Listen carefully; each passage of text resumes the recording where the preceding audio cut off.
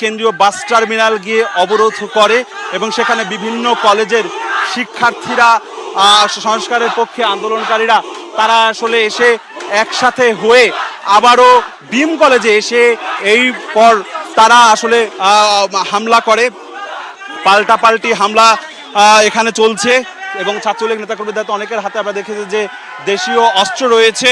এবং পাল্টা জবাব হিসেবে এখানে ঠিক এই মুহূর্তে আবারও দেখছেন যে ছাত্রলীগের নেতাকর্মীরা ঠিক ছবিতে দেখা যাচ্ছে অশ্বিনী কুমার ছাত্রাবাসের সামনে, সেই ছাত্রাবাসের মধ্যে ছাত্রলীগের নেতাকর্মীরা অবস্থান নিয়েছে, তাদেরকে এই মুহূর্তে ধাওয়া দিচ্ছে কোটা সংস্কারের আন্দোলন কর্মীরা, তারা এই মুহূর্তে এগিয়ে যাচ্ছে। পুলিশ এসেছে, পুলিশ এই মুহূর্তে এখানটাতে এসেছে, তবে এখানে পাল্টাপাল্টি অভিযোগ রয়েছে এবং গোটা এলাকা জুড়ে